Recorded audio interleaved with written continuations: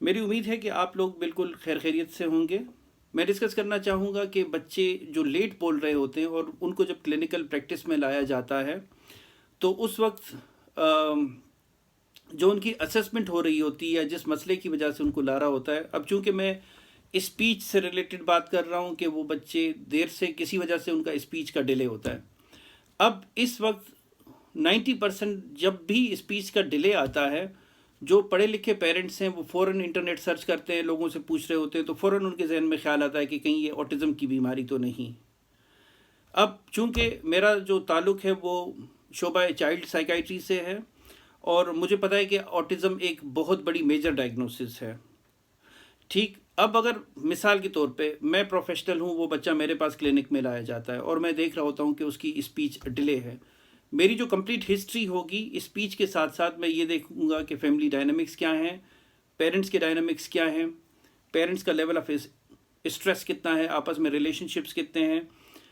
ठीक, ये वाली चीज़ पूछूंगा। डेवलपमेंटल हिस्ट्री बहुत पर्टिनेंट है कि कोई और मेडिकल न्यूरोलॉजिकल इश्यूज़ तो नहीं है, और बच्चे की अटैचमेंट कैसी रही है, और बहुत सारी चीज़ें जो हम स्पीच डिले में पूछ रहे होते हैं कि सोशल कनेक्शन बच्चे का कैसा है। कटिंग इन शॉर्ट, अगर मुझे लग रहा होता है कि बहुत सारे फीचर्स हैं कि बच्चे में, मुझे लग रहा होता है कि ऑटिज़म है, लेकिन उसके साथ साथ ही मैंने ये सीखा हुआ है कि मैं उसी टाइम आइडेंटिफाई करता हूँ कि पेरेंट्स में से कोई एक एंक्शियस है, या हो सकता है कि दोनों एंक्शियस हो, और अक्सर इन सिचुएशंस में पेरेंट्स ज़्यादा एंक्शियस होते हैं। अब मैं थोड़ा सा वेट करूँगा, मुझे कोई जल्दबाजी नहीं है। हाँ, हो सकता है कि मेरे बजाय इसके कि मैं डायरेक्टली उनको कहूँ कि इसको ऑटिज़म है और उनको एक जहनी सदमा हो फ़ौरन से, और कि बच्चे का मसला एक जगह पर, अब नया मसला पेरेंट्स का स्टार्ट हो गया कि मैंने उन्हें तोहफे में कोई ऐसा सदमा दे दिया जहनी नोयत का, जिसको हम बाद में PTSD भी कह सकते हैं। हो सकता है कि वो फिर बाद में कन्वर्ट उनकी कंडीशन PTSD में हो जाए, कि वो कि जो मेरे अल्फाज थे कि आपके बच्चे को ऑटिज़म है वो उनके जहन में घूमते रहें। ये एक नफ्सियाती कैफियत है जिस पर पहले भी मैं वीडियो बना चुका हूँ।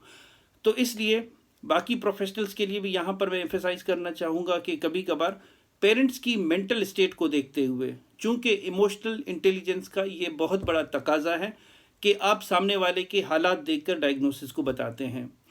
अगर 3-4 महीने 5 महीने डायग्नोसिस का डिले है तो इससे कोई मुसीबत या कोई आफत नहीं पड़ेगी। आप फैमिली के साथ धोखा नहीं कर रहे, आप उनको पूरा मैनेजमेंट प्लान बता रहे होते हैं। वंस अगेन, चाइल्ड साइकाइट्री के पर्सपेक्टिव से मैं बताना चाहूँगा कि पिक्चर वेरी करती है।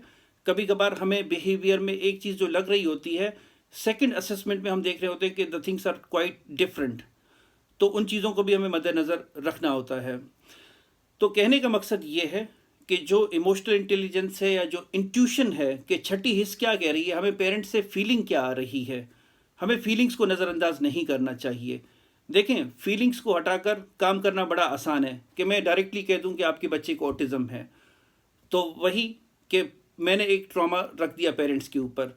मुझे पता होना चाहिए कि पेरेंट्स के डायनामिक्स क्या हैं, उनकी सेंसिटिविटी क्या है, ये सारी चीज़ें भी मुझे इस पर भी नज़र रखना चाहिए।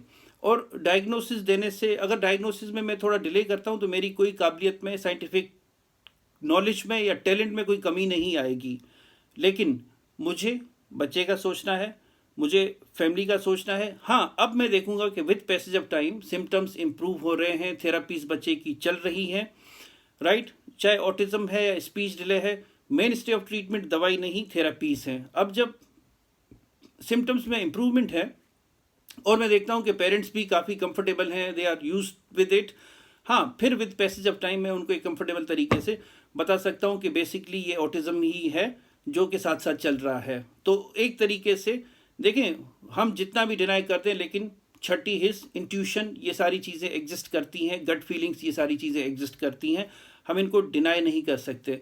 तो एक अच्छे प्रोफेशनलिज्म के लिए, एक अच्छे मेडिकल एथिक्स को फॉलो करते हुए हम ज़रूर सच बताएं, लेकिन हमें फ़ौरन ब्लंटली कि मुझे आपको बताने के लिए मेरे पास कोई अच्छी खबर नहीं है। याद रखें, आप खुद पेरेंट बने और रियलाइज़ करें कि एक पेरेंट पर क्या गुजरेगी जब उसके बच्चे के बारे में ये कहा जाए। तो हमेशा फैमिलीज़ के साथ अच्छा कनेक्शन होना चाहिए, अच्छा थेराप्यूटिक रिलेशनशिप होना चाहिए, और उनको कंफर्टेबल करना चाहिए। वैलिडेशन, सपोर्ट आपकी तरफ से आनी चाहिए ये वाले जो मसले हैं ये सोसाइटी नहीं समझती, लेकिन एज ए डॉक्टर आप समझ सकते हैं। तो मेरे ख्याल से हमें थोड़ा सा इन चीज़ों का ख्याल रखना चाहिए। बहुत शुक्रिया आप सबके कीमती टाइम का।